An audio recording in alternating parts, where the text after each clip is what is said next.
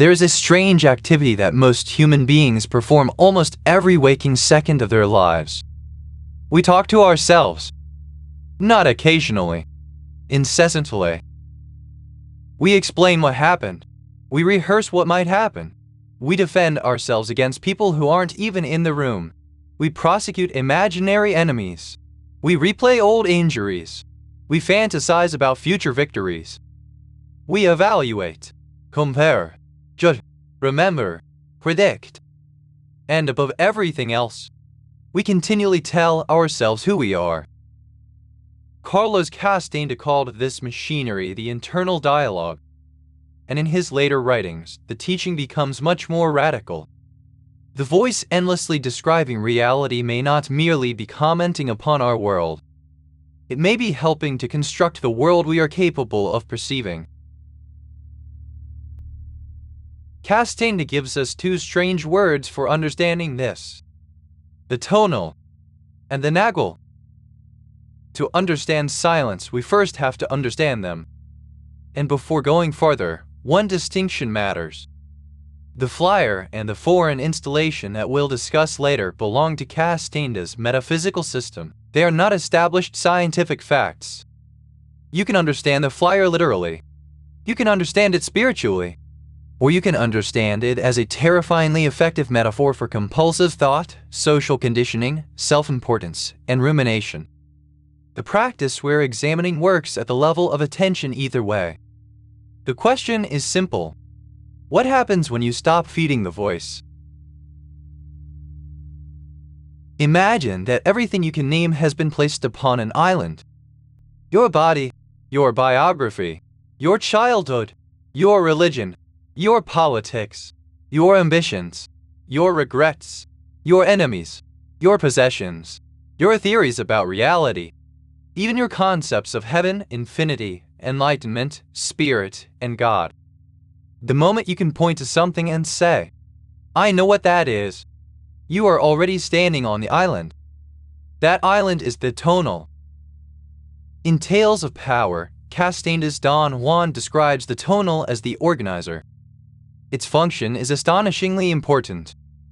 Reality arrives as an immeasurable flood of sensation, relationship, difference, motion, sound, light, and uncertainty. The tonal cuts that flood into manageable pieces. It separates this from that. It says, "This is a chair. That is a stranger. This is dangerous. That is useful. Yesterday happened. Tomorrow is coming. I am this particular person, and therefore I should behave this particular way." The tonal produces continuity. Without it, ordinary human life would be almost impossible. The tonal is therefore not the enemy. That point is absolutely essential.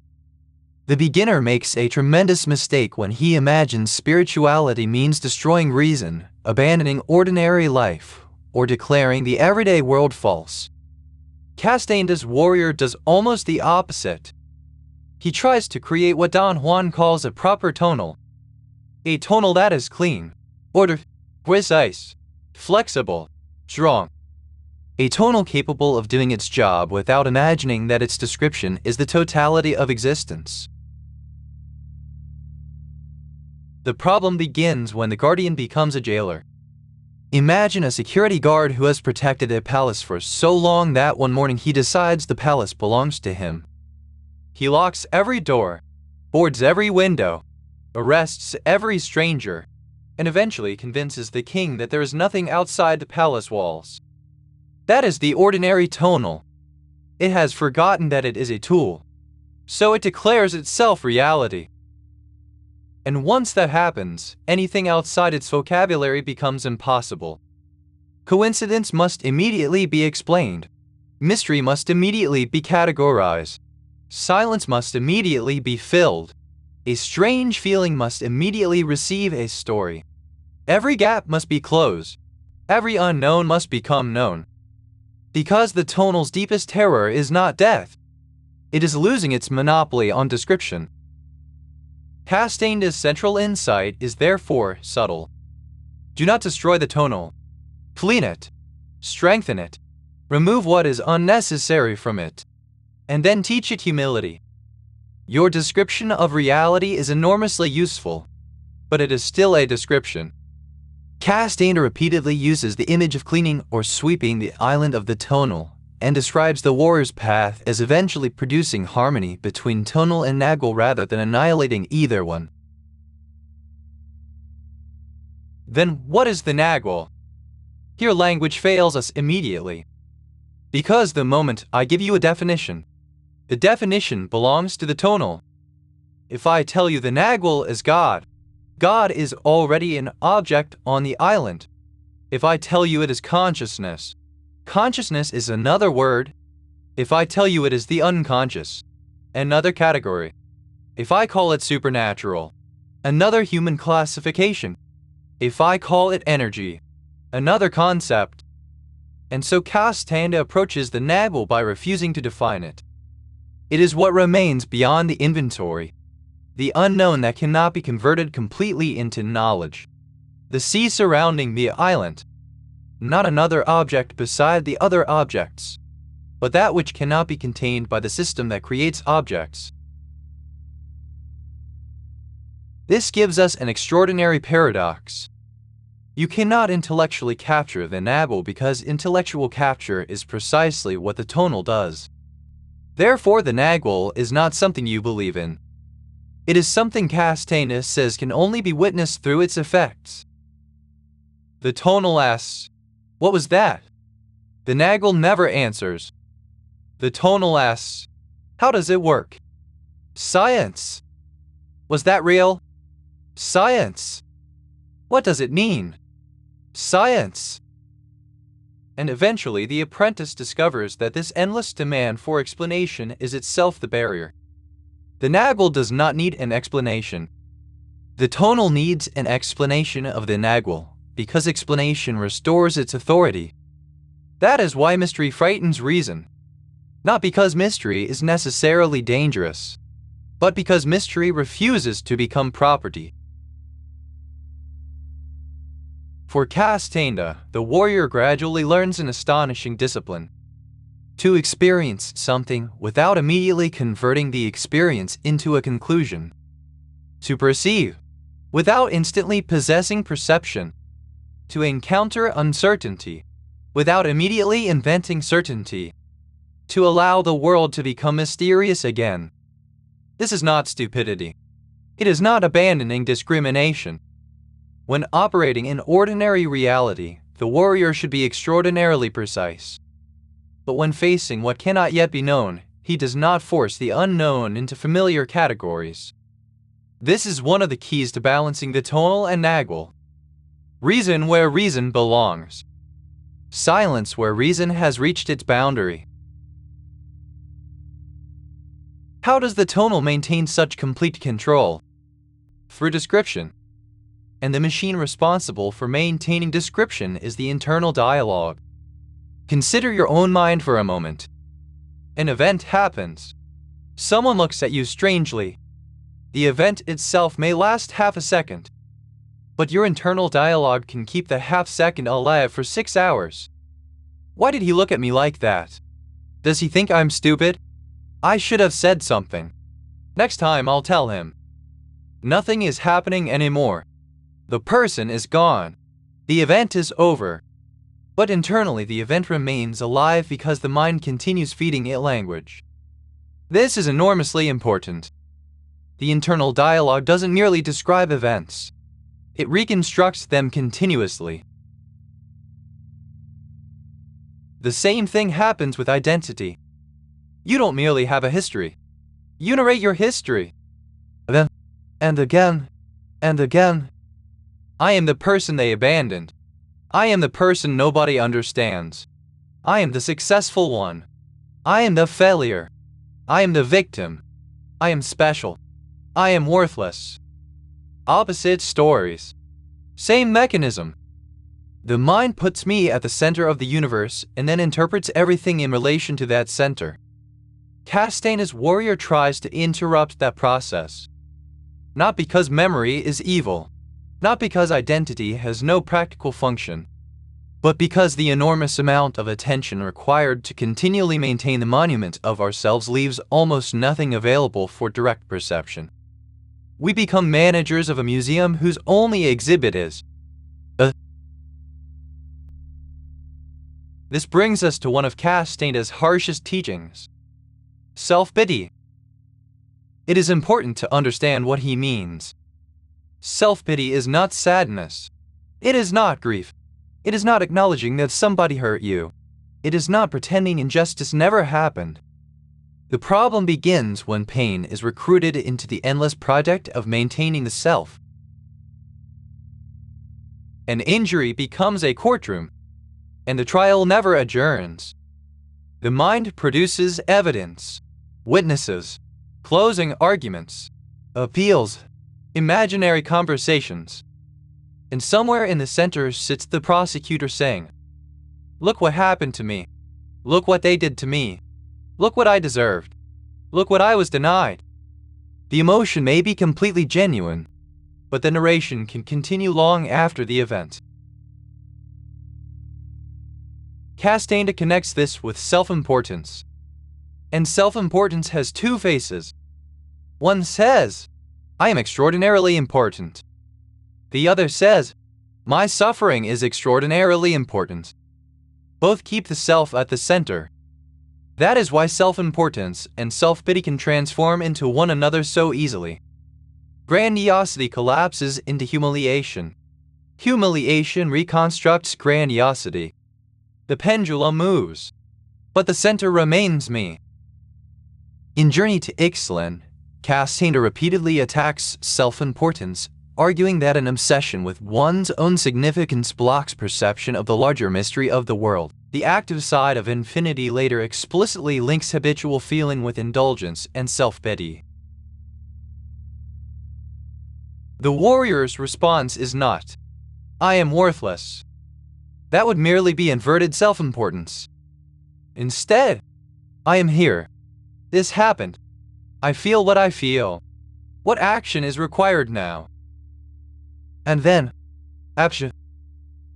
This is one reason Castaneda repeatedly returns to death as an advisor, not as morbidity, as proportion.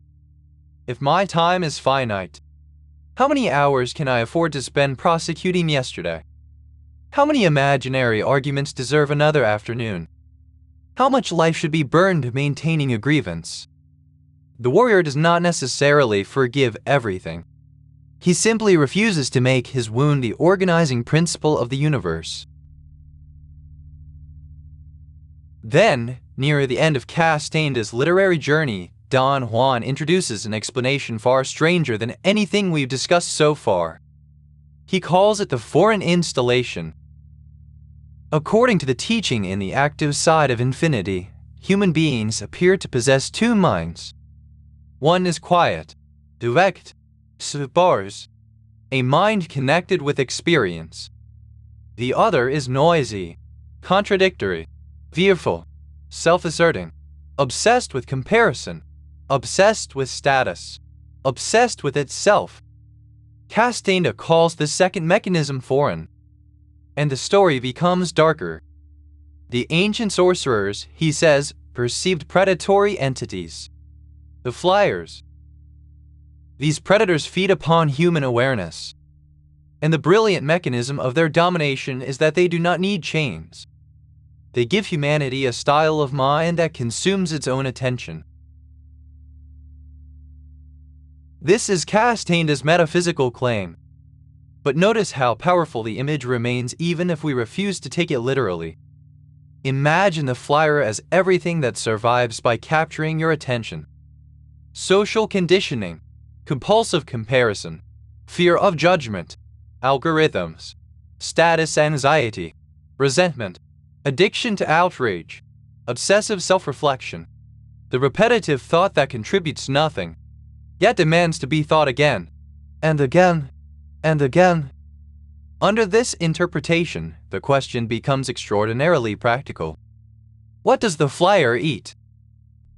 Attention, reaction, compulsion, identification, the endless production of me, me, me. And therefore, what would starve it? Science. Castaneda's text describes the foreign installation as producing conflict, assertion, doubt, and hopelessness, and later presents discipline and inner silence as the means by which the flyer's mind loses its grip. Here we have to understand what silence means. Silence does not mean violently ordering yourself. Stop thinking. Because, listen carefully. Stop thinking is another thought. Why can't I shut my mind up? Another thought.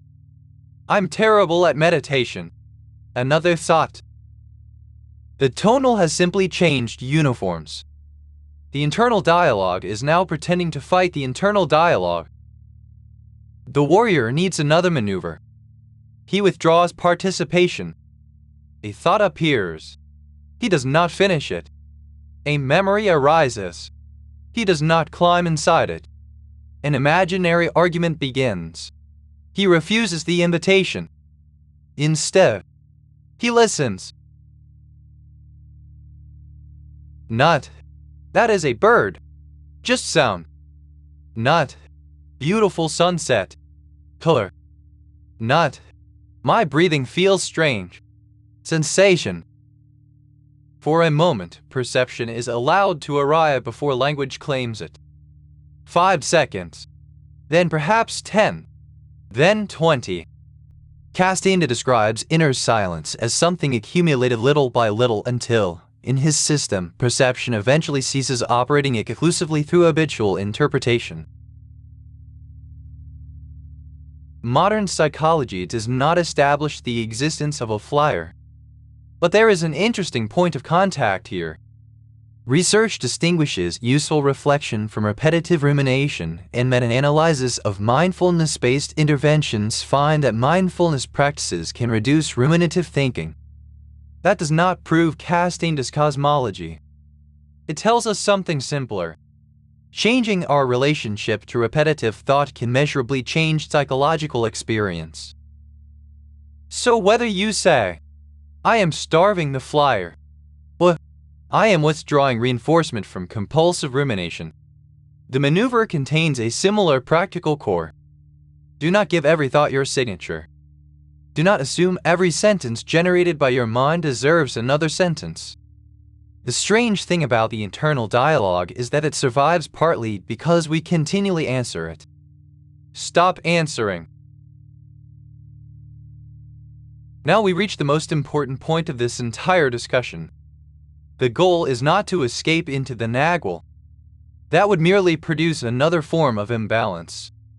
Castaneda repeatedly insists that the tonal must be protected, strengthened, and made flexible before the unknown can be approached. His warrior seeks harmony between the two rather than permanent residence in either domain. The tonal and Nagual perform different functions. The tonal organizes. The Nagual opens. The tonal differentiates. The Nagual dissolves boundaries. The tonal creates sequence. The Nagual presents immediacy. The tonal asks, what do I do next? The Nagual asks nothing. The tonal builds the map. The Nagual reminds us the territory exceeds every map ever drawn. Balance begins by creating a strong tonal. That means something surprisingly mundane. Keep your environment in order. Handle your obligations. Learn your craft. Know where your money goes. Show up when you say you'll show up. Finish things. Maintain your tools. Speak accurately. Do not use spirituality as an excuse for chaos. Do not call irresponsibility freedom. Do not confuse confusion with mystery. This is what sweeping the island can mean in modern terms. Remove unnecessary weight. Old arguments. Performative identities. Possessions that control you. Commitments you never intended to keep. Opinions you repeat simply because your tribe repeats them. Stories about yourself that have become obsolete. The stronger and cleaner the tonal becomes, the less desperately it needs to defend itself. A weak tonal says, I must be right. A strong tonal says, interesting, I may be wrong. A weak tonal says, everything unfamiliar is dangerous. A strong tonal says, I do not understand this yet. A weak tonal either worships the unknown or denies it. A strong tonal can stand before a mystery without kneeling and without running away. That is the condition from which the Nagual can be approached. Then comes the second movement, science. Walking without continually naming, listening without interpretation, looking without immediately identifying, interrupting routine, doing something ordinary differently enough that automatic perception hesitates, watching the space between thoughts instead of the thoughts themselves, allowing uncertainty to remain unresolved. This is where what Castaneda called not doing becomes useful. Our normal doing says, 𝗳𝗓𝗏, and immediately stops seeing. Not doing looks again. Texture, movement, shadow, distance, relationship. The familiar object becomes unfamiliar because the label no longer substitutes for perception. The world becomes strange again. And strange does not mean supernatural. It means not exhausted by our description of it. Castaneda uses another concept here, intent. In Tales of Power, intent functions almost like the gatekeeper between tonal and Nagual. That metaphor gives us a practical rule. When you are dealing with ordinary life, be ordinary with excellence. If you are signing a contract, read the contract. If you are programming a computer, test the code. If you owe somebody money, know the number. If someone asks you a direct question, answer the question. Do not invoke cosmic mystery because you don't want to do arithmetic. That is impeccable tonal. But when you deliberately enter silence, stop dragging the spreadsheet into infinity. Do not demand that mystery submit quarterly reports. Allow perception to exist before explanation. That is the movement toward the Nagual. And then, return. This part is critical. Return to the tonal. Write down what happened. Do not exaggerate it. Do not immediately build a religion around it. Do not convert one unusual experience into a cosmic biography. If rest, talk to somebody. Perform the next concrete action in your life. The tonal integrates. The Nagual disrupts. Then the tonal integrates again. This rhythm keeps either side from becoming tyrannical. Too much tonal, and the universe becomes a prison made entirely from explanations. Too much uncontrolled fascination with the Nagual, and practical life can dissolve into confusion. The art is movement. Order, opening, return. Order, opening, return. Again and again. Not 50% tonal and 50% Nagual. A living balance. Like breathing. Inhale. Exhale. You would never ask which half of breathing is superior. Try this once a day. First, clean the island. For 5 minutes, handle something concrete. Clear your desk. Write tomorrow's 3 priorities. Answer something you've been avoiding. Put one small piece of your ordinary world into order. This strengthens the tonal. Second, sit somewhere quietly for 10 minutes. Eyes open if possible. Don't search for visions. Don't search for enlightenment. Don't search for the flyer. Listen. When the mind says, that sound is, stop before finishing the sentence. When it says, tomorrow I need, let tomorrow go. When it says, this isn't working, notice the voice trying to become your instructor. Return to raw perception. Sound, light, breath, weight, distance, movement. Do not fight language. Simply stop feeding it continuously. 5 seconds of real silence is enough to begin. Then finally, return to the island. Stand up. Write one sentence. What did I actually perceive? Not what you believe happened. not what the universe supposedly told you. What happened? Maybe nothing happened. Excellent. Silence does not owe you fireworks. The Nagual is not entertainment. The purpose of silence is not to manufacture extraordinary experiences. The purpose is to discover how much of ordinary experience was hidden beneath commentary.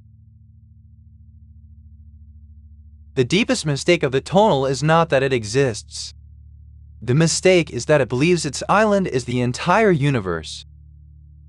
The deepest mistake of the spiritual seeker is the opposite. He discovers the ocean and decides the island is worthless. Castaneda's warrior rejects both mistakes. He cleans the island. He protects it. He uses it. But he never again mistakes its shoreline for the boundary of existence. And this changes the meaning of silence. Silence is not emptiness. Silence is what remains when the compulsive description loosens its grip. Perhaps there is no flyer. Perhaps the flyer is psychological. Perhaps Castaneda intended something far stranger. But the challenge survives every interpretation. Watch what consumes your attention. Watch how quickly suffering becomes biography. Watch how quickly biography becomes identity. Watch the mind explain itself, to itself, about itself, all day long. Then, for one moment, don't answer.